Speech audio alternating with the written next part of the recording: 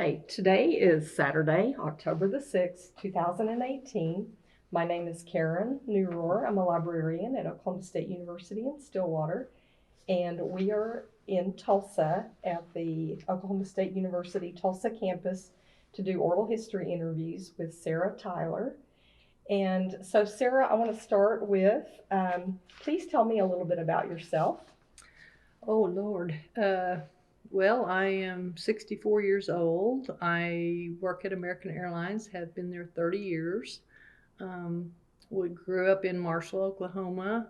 Was born, raised there, as along with my parents, Furman and Roberta Bostic. Um, Worked for Miss Angie Debo, and that's why I'm here today. Well, how did you first become acquainted with Miss Angie? Well, we lived just a block from her house there in Marshall, Oklahoma, and I started mowing yards for little people that couldn't mow there. And my dad said, if I wanted a car or anything like that, that I'd have to earn it myself. So that's how I started. I started out at 50 cents a lot with a push mower. And Miss Angie asked my dad, which was the town marshal at the time, to if we could do her yard. And that little woman, she did not like dandelions at all. That was one of her pet peeves. If she saw one of those out there, she would graciously ask you very politely uh, if you would go out there and remove those from her yard. And so that's how I started working for her, was mowing her yard and cleaning up, her yard for her, because she liked to have it neat and tidy. Mm-hmm. And from that, it led to me actually cleaning her house. So that's where I started, was with Miss Angie, and she was a remarkable lady. Um, Very businesslike, I might add, but she did have her humorous moments too. What comes to your mind when you think about her being businesslike?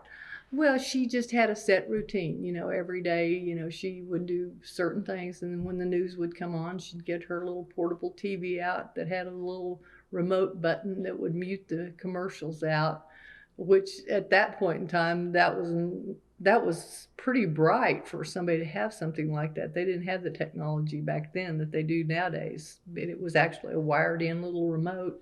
And she would make the statement, when it would come to the commercial times, about, I don't particularly want to hear about somebody's, personal items or things like that. So she would remotely mute the TV commercials out. But she would watch the news, and usually she had her dinner prepared, or whatever it was she was going to cook. She'd have that ready to go, and she would stop and fix her lunch and everything, and then she would usually go back to her study back there and start back to her historian type atmosphere of whatever she was working on at the time, and I think at the time that I was working for her, she might have been working on the book Geronimo. I'm not sure of the dates. I'm not real clear of the dates that I worked for her, but it was like from the time I was 8 years old until I graduated in 1972. Okay. So when you say that she didn't like the dandelions and she wanted them removed, so what was the method that she wanted used to remove the dandelions from her lawn? Oh, I usually had, one of the, I call them dandelion pullers. I think we had those back then. I'm pretty sure, but we didn't use any type of chemicals. It was all done by hand. Yes, ma'am. Pull them up? Yes. And yes. the roots? Yes. Mm-hmm. Yeah. She just did not like dandelions for some reason. I don't know why. And she loved to have her roses immaculately. She had a climbing rose on her front porch that she liked to keep tied up. And I think I come up with the idea of using pantyhose one time, and she just thought that was the greatest thing that I had come up with that. What color were the flowers on the rose bush? I believe they were like a pinkish red. I'm not real clear. But they were pretty. And then she had a small garden out to the side of her, on the north side of her house. Didn't have a whole lot in it, but it was a little fenced in area right outside her windows. So describe the rest of her yard for me. It was small. It was a corner lot, Mhm. and it like was on the way to downtown. And I remember she used to say, "I used to watch you walk so spryly to downtown area." You know, she just. Um, and what was funny about her was, you know, when she would get in her little Nova car, you know, she could look through the steering wheel. She was that tiny, and in her latter years, I don't think she could see very well. And so when people saw her backing out of her little garage, they would get out of her way because they knew that, you know, her eyesight was getting bad. And so they just made way for the little woman. But she did that for years, you know. And one of the things that I think was funny is the fact that in her later years, when I was cleaning her house, she would always make the statement, clean everything except for what's on she had her typewriter. It was an old manual typewriter. Kids probably today don't even know what those are, but that's what she used. And she did not want me moving or cleaning anything on that table. Well, I found out later years the reason for that was that she was losing her eyesight and that she knew exactly where everything was at on that table. Mm-hmm. So that's why she didn't want anything moved off of that table or moved in a different position because she knew exactly where everything was at. Mm-hmm. So take me back and describe her home for me. So when you entered through the front door. Well, there was a huge manual organ on the right-hand side. As soon as you walked in the door on the right-hand side, there was a massive organ on the right. I don't believe I ever heard it played. I don't know if she played it. I don't even know where it came from, but it was one of the ones that had the big buttons on it that they pulled out, you know, manually. It's not like the new versions of organs to where everything's electronic. It was the old manual type organ. She had a little portable TV on a movable stand that she would roll out when it was time to watch the news. And I think that's the only thing I ever saw her watch was the new news. If she did in the evening time, I didn't know it because I wasn't there.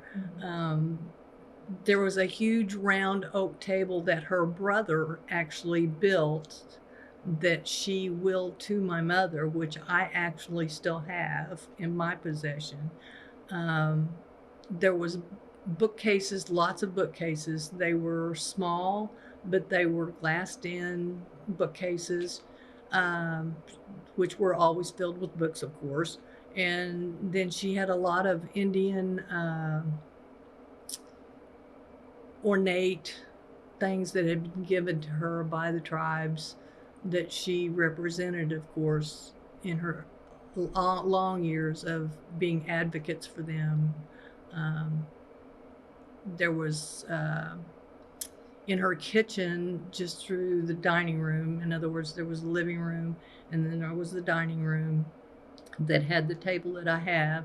And in the kitchen, it was small, but she had the old enamel oven with the chrome knobs on it. And I always just admired that stove because it was just always so immaculately clean. You know, if anything got spilled, I'm sure she wiped it up immediately. And then there was a small sink, the old cast iron, you know, sinks. And then there was a small back porch off of that, and that led to the backyard. And then there was also a storm shelter basement type thing right off of that.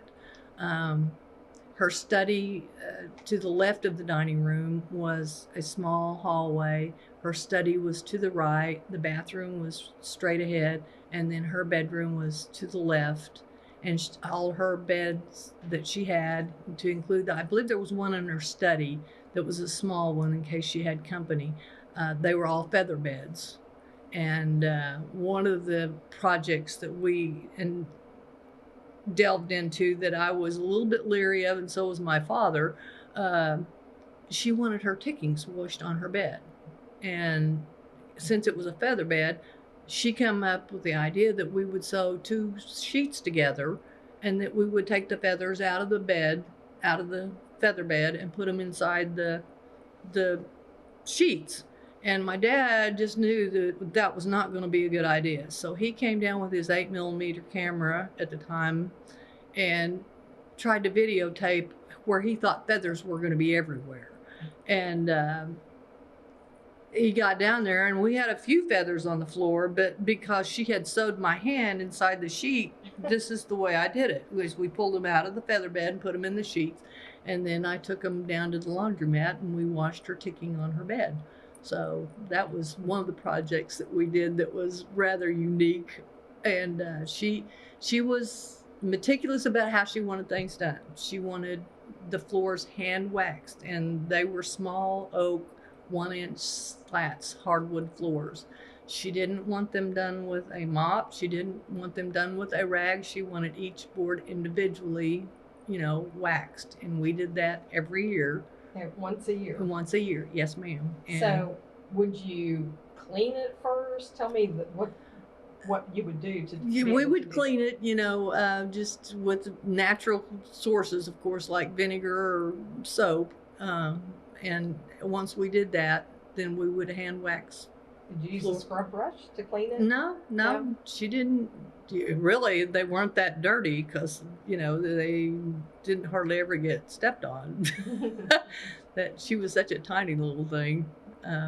Did she have throw rugs? Yes, not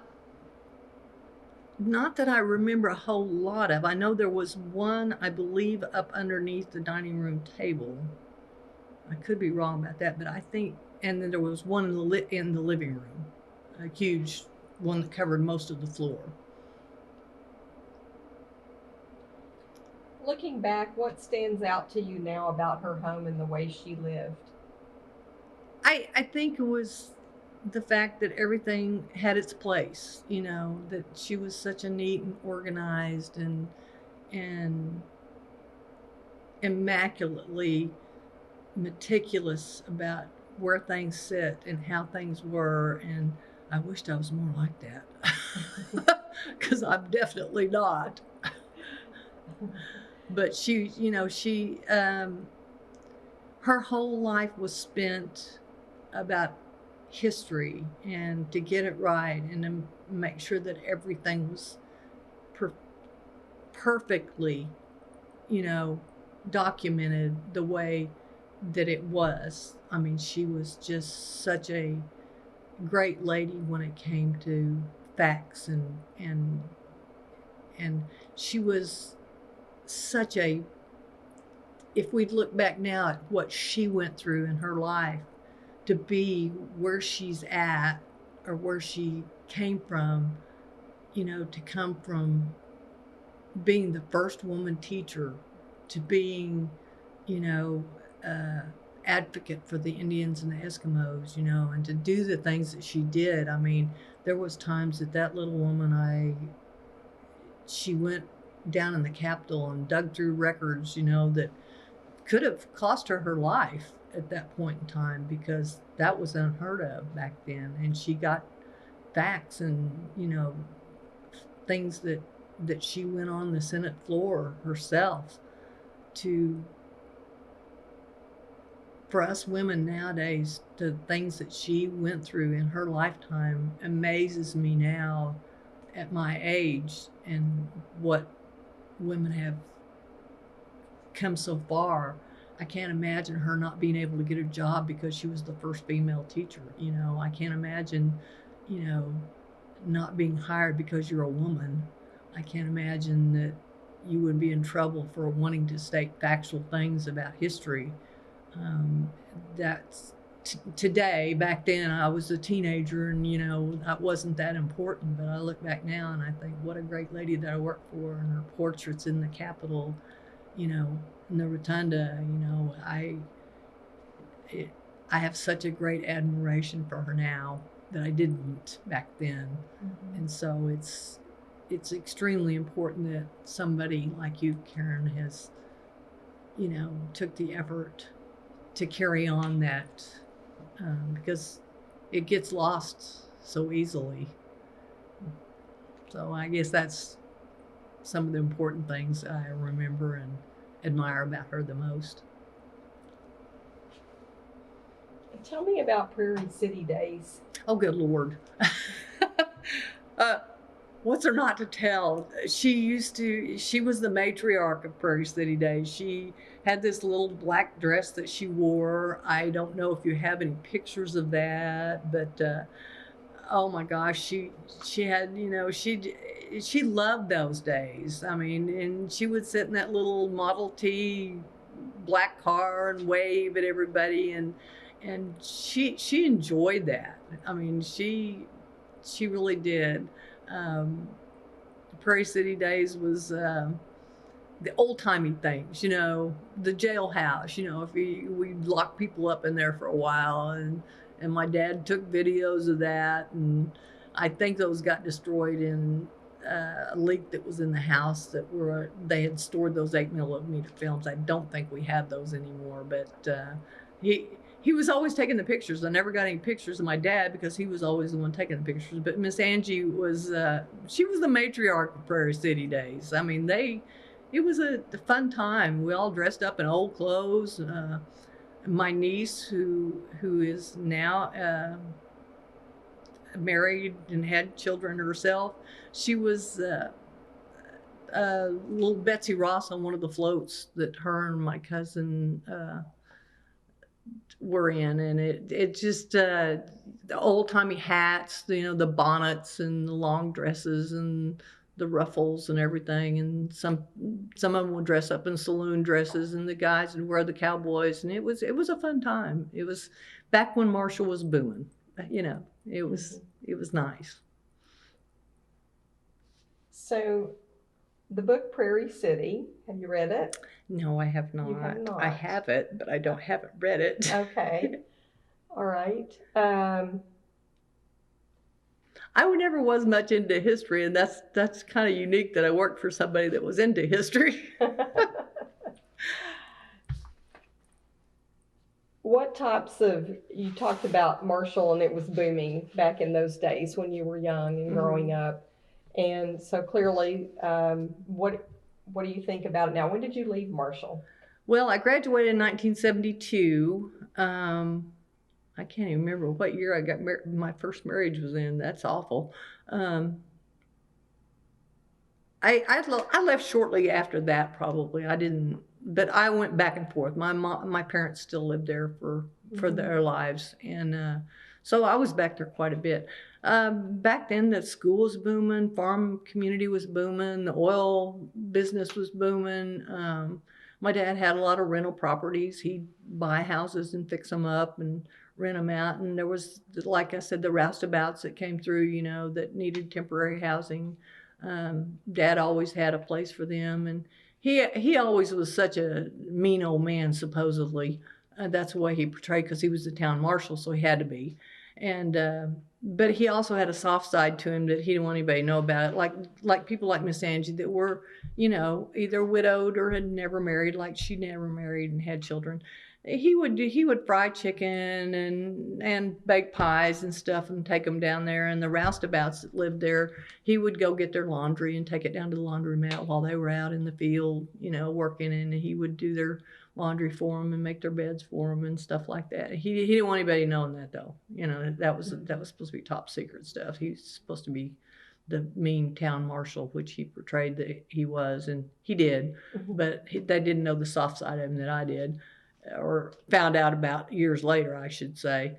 But back then it was booming. I mean, he didn't have any problems. All his rental properties were full. There were so many businesses there that you wouldn't believe that now if you drove through there. It's such a ghost town. Everything's dilapidated and falling apart. But at one time there was a hotel there. There was a movie theater there. That was before my time, but there was the co-op, the bank, the post office. There was, I think, 2 cafes at one time. What businesses do you remember growing up? Oh gosh, the co-op, W.B. Johnson, I worked for them. My mom worked for the co-op. She was the head bookkeeper there for years and office manager later. Bostic Tank Trucks was my uncle James's and Aunt Helen's business. That they did the saltwater or the oil field, and my cousin Mike still, who has passed away since, still owns Bostic Tank Trucks. I can remember my Aunt Helen always walking from her house to their business after Uncle James passed away at an early age. Very young. That was kind of devastating. Oh gosh, the oil fields. I can remember, lots of oil field. You could hear them pumping at night. The sound of them. It's just, and the farming community was so big back then. But it's, if you didn't come from that and you weren't born into it, then it's kind of went by the wayside. Because it's so expensive, to raise those kind of crops nowadays, and it's just such a hard living. It's from morning to night. There is no vacation for them.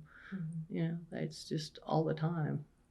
What was your address growing up? Oh, I don't think we had a street address. A street address. It was P.O. Box. Okay. Yeah, you had to have the dial combination.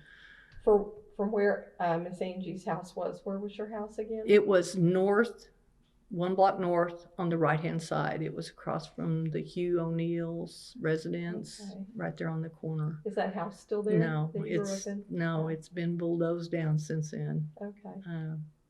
Well, I've went back several times and dug through things that were put up, that Dad used to hide things in the attic. And I can remember asking my niece if there was anything that she wanted after my parents passed away. And she said, well, I'd really like to have the butter churn, and I thought, oh, Lord, I have no idea where that's at. And we climbed up. Dad had blocked off the attic where you couldn't get up there, but we busted it open, got up in there anyway. And the butter churn was actually hanging up in the top. Mm-hmm. And she's had a fire at her house, but that was one thing that did survive. She still has that. So you said that you, Miss Angie, willed the dining room table to your mother. Yes. Do you have anything else that Miss Angie willed? No, I was always a little bit disappointed because my whole life she always asked me, she said, now I want to leave you the table that I was talking about that her typewriter was on. And she was always saying it may not fit in with your decor. That was the way she was. Was it wooden? Yes, and it was so old. I mean, it was gray. It was not a wood color at all. It was so, and I don't have any idea where that thing went or what happened to it, but it was, it was something that she always had said that she wanted me to have. Mm-hmm. And I didn't, I would love to know where that thing went. And if it was at the OSU or it got donated to someplace, that has it historically documented, that's lovely. I wouldn't have a problem with that at all. But all of her furniture was, of course, antique, and some of the things years later when I went back to visit her, she always documented in a little book who was there, when they were there. And I took my family over to meet her, and she brought up things that I had totally forgot about. She said, my doorbell still works. And I said, okay. And she proceeded to tell me about, don't you remember fixing it? And I said, no, Miss Angie, I don't remember fixing it. And her mind was so sharp. I mean, up until in her 90s, when she passed away, she remembered things I didn't remember. And so she proceeded to tell me that I had took her doorbell apart and somehow put a paper clip in it and fixed it. And so it stayed that way. And after she refreshed my memory, I do remember doing that. And along with, she had an old dresser that had a curved front on it. And she had used it so much that the pulls, the metal pulls on the outside, had wore out the inside where the screws were at. And so she brought that and she said, and my dresser still works. And until she physically took me back there and showed me, I did not remember it until she she said, you took it apart. She said, you unscrewed it. You put matchsticks down in there, put some glue in there. And she said, and it's been that way ever since. And so, like I said, the lady just had an immaculate, memory. It was just unbelievable, the things that she could remember that I couldn't. And I was a lot younger than she was. When you would work for her, would she hover around you or Oh, no. just stay out of the way? No, not at all. She would check on me every once in a while, but most of the time she was working. I mean, I don't think that woman ever had a moment that she wasn't working on something. Did she have hobbies that you could Not that I recall? know of. Her writing was her passion. History was her passion. Her whole life was spent, researching and making sure the facts were right. And she did do some speaking engagements. One of them was at my graduation. Oh, tell me about that. Well, I don't know whether you want to hear the good or the bad. Well, we asked her to speak at our graduation, and it was over 100 degrees, no air conditioning in the auditorium. And she spoke for over an hour, and it was over an hour. I don't know, might have been an hour and a half. But any speaking engagements from that point on, she was limited to the amount of time that she was designated, because we were all, to include my family, was about to pass out. But she talked about history. She talked about, I think she went off on a tangent about the oil business and how they were contaminating the environment. And yeah, it was rather lengthy, and sometimes I didn't know where she was going with things, but she did she have notes she was reading from? I can't remember if she had notes or not. Mm-hmm. It might have been impromptu. I don't know. Mm-hmm. I can't remember that. It was so hot I don't remember anything. Did they just politely let her keep talking? Yes. Until she was finished? Yes. Mm-hmm. Yes. Yes, they did. Was your class aware that you all would be one of the last graduating classes of Marshall High School at not that at time? that time. No, not at all.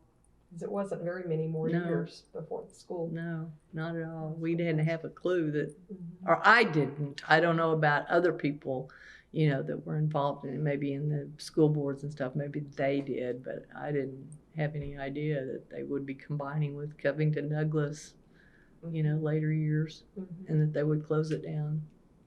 Back then, there was no such thing. Must have shortly happened. They started combining schools like that afterwards, but that was sad. That was really sad. And I know Miss Schaefer, my English teacher, she used to go read to Miss Angie when she could no longer see good to be able to read. I know that her and her son, Ron Schaefer, went and read to her. Do you recall a public library? Yes, it was named after Miss Angie. It was small, but it had, it sufficed for our small little community there. It was right across the street from the high school on the right-hand side. I think there was one or two houses in between there. So was it a freestanding building? It was actually a house. It was a house? Yeah, that was turned into a library. Okay. And I think she spent a lot of hours down there later in life, when she probably, was not able to write as well as she did before. Okay, you mentioned earlier about her activism toward Native Americans. Tell me a little bit about what you remember about that in particular. Well, she was a very, I don't want to say secretive, not a good word, very private about what she had done with her life. I mean, she really did not brag about things a lot.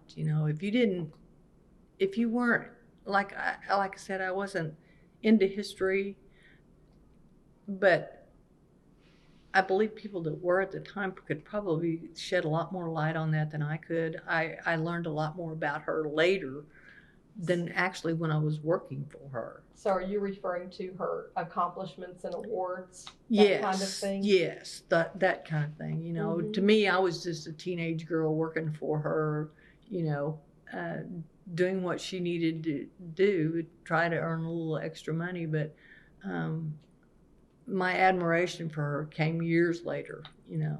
Do you remember if she had awards displayed in her home or diplomas? No, I think the only thing that I really remember vividly was the Indian things that had been given to her by tribes, you know, pictures and mainly pictures. You know, I don't remember ever seeing any awards being posted on her walls at all. They were mainly mementos. Were they photographs?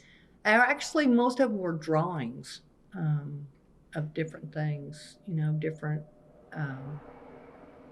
chiefs or tribes or stuff like that. And she had some black onyx, I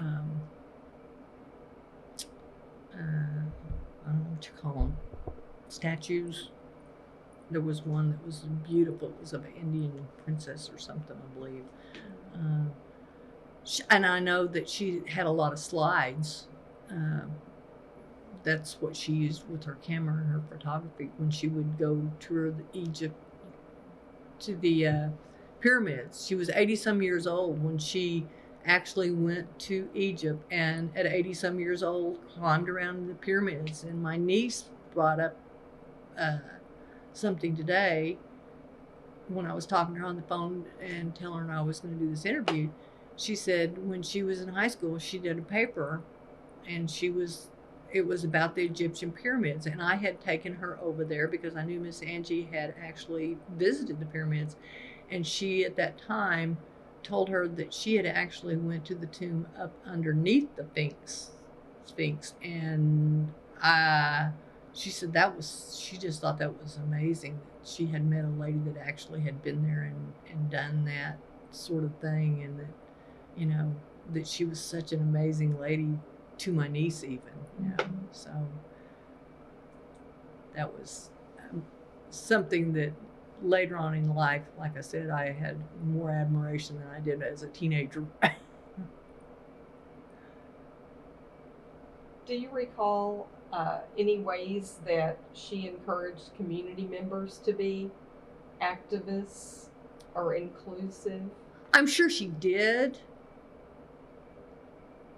but I wasn't involved in that really. I'm sure that people that were wanting a better education, let me put it that way, that was not my desire in life at that point in time.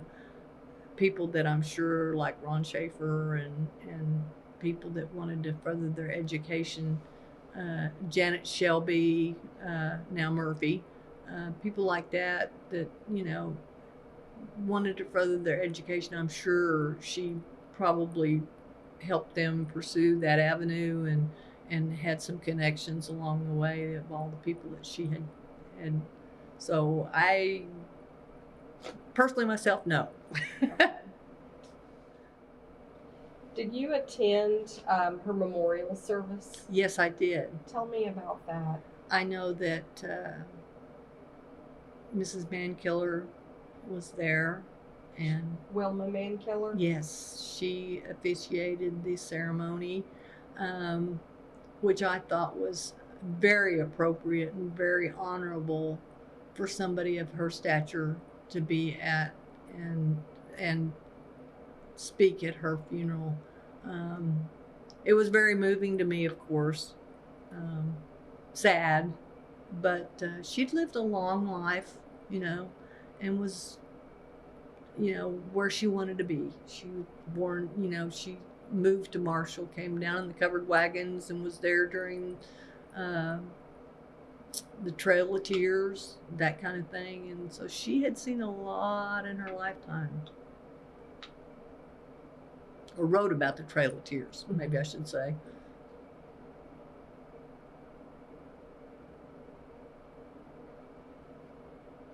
Do you recall any sayings that she had? Oh,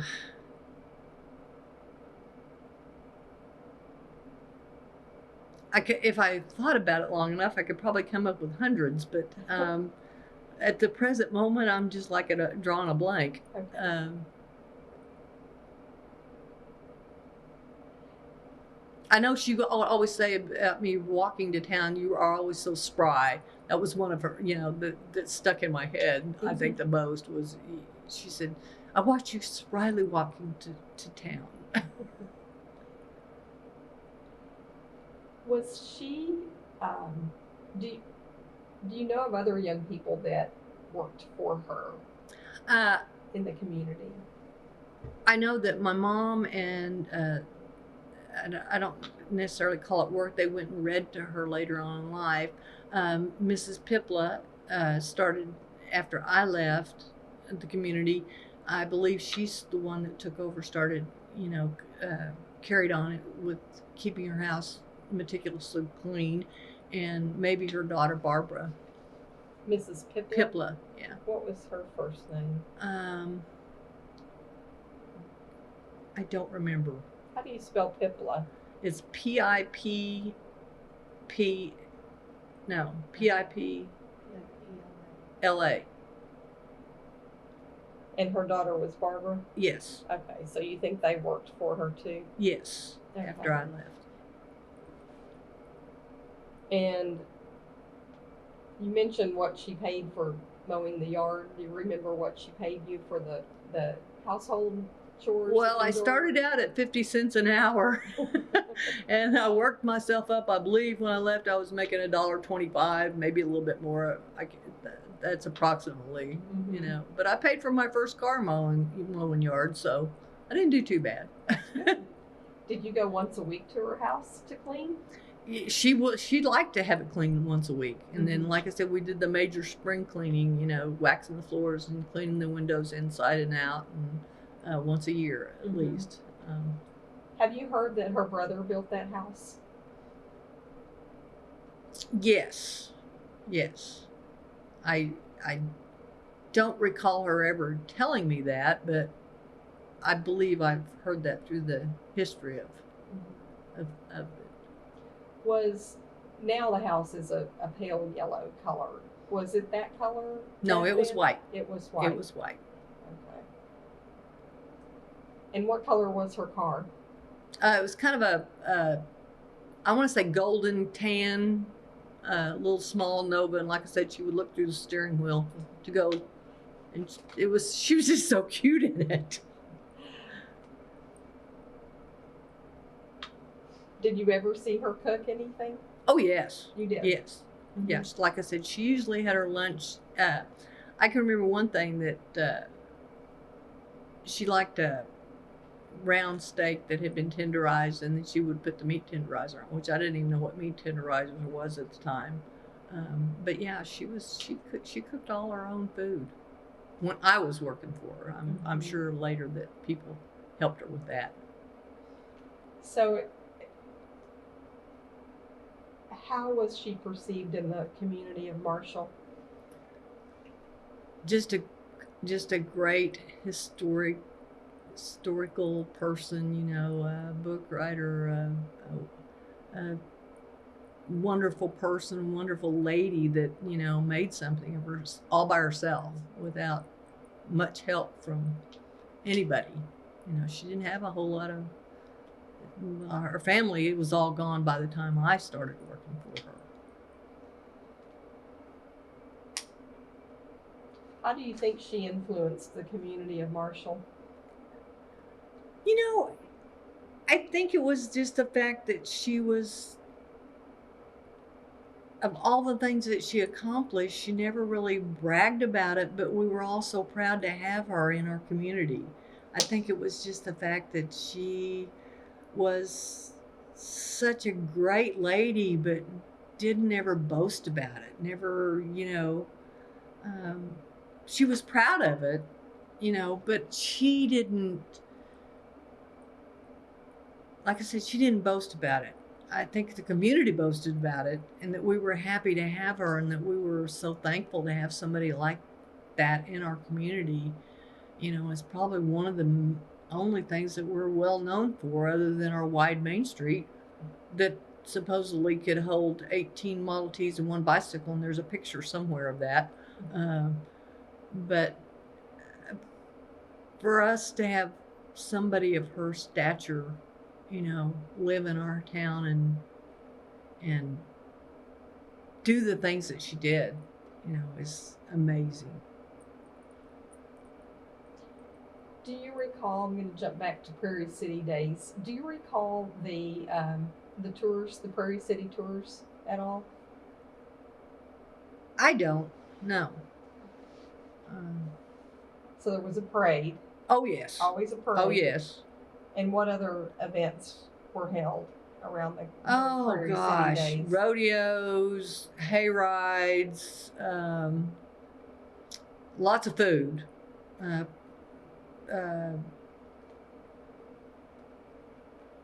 And there was trophies, who had the best per flow, who had the best, I don't know, different things, just things in a small town. Probably my sister will be able to help you more. She has a better memory than I do. Okay.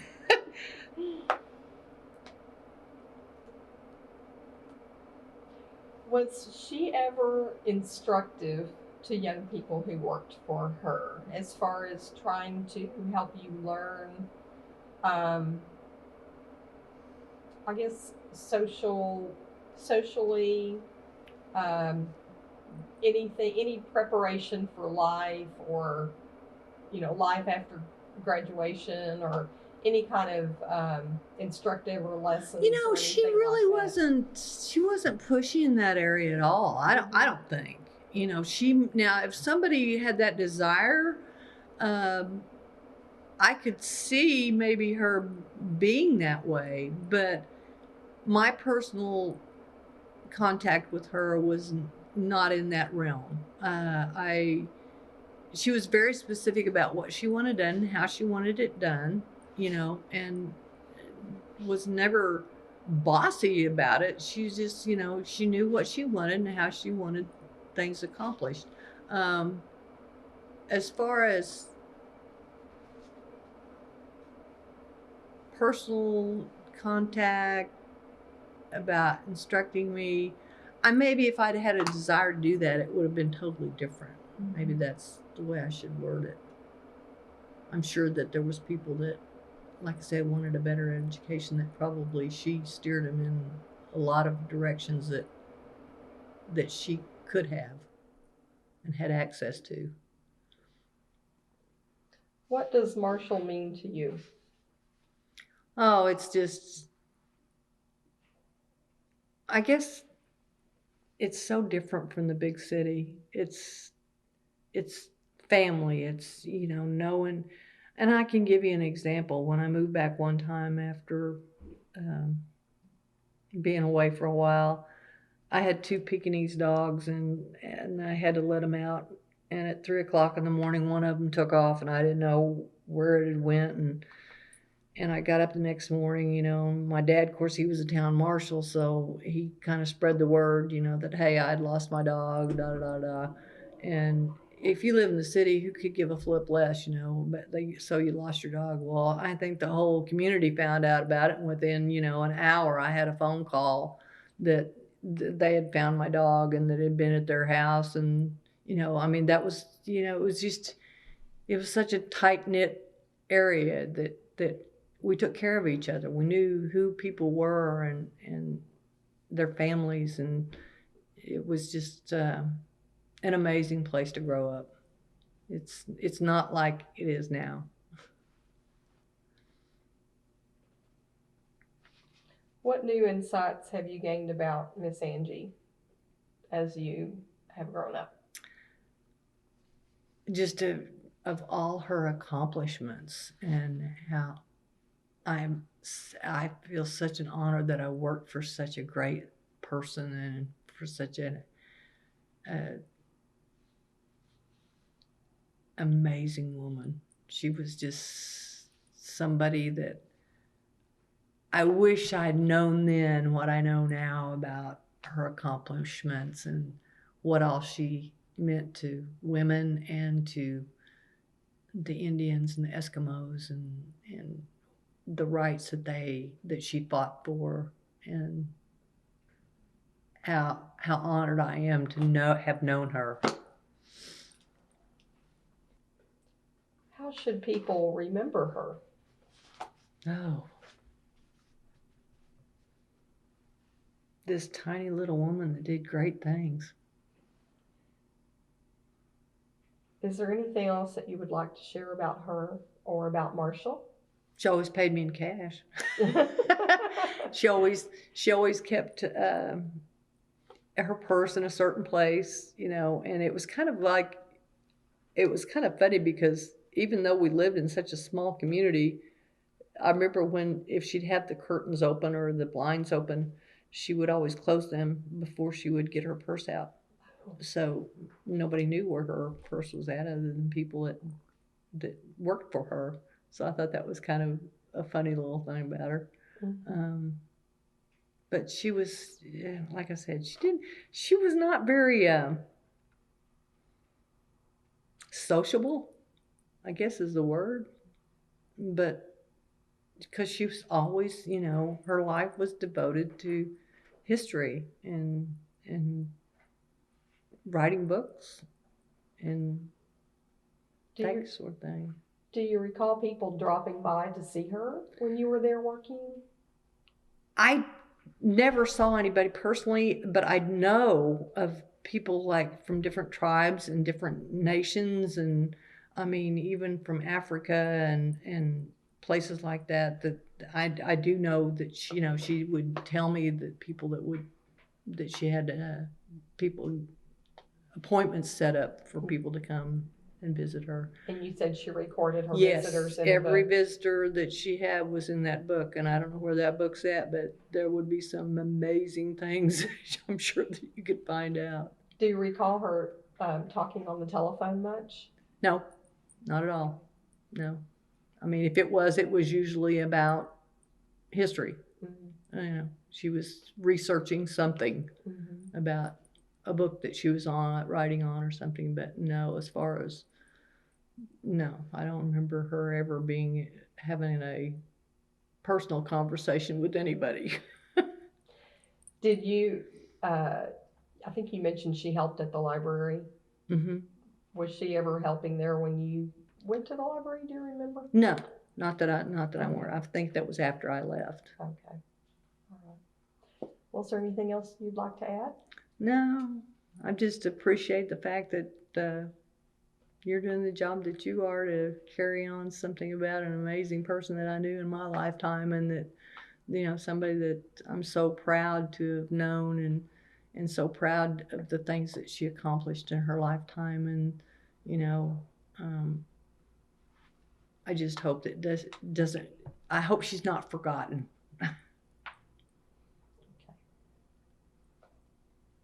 Okay. Well, thank you very much for the interview today. I appreciate it. And I appreciate you doing it.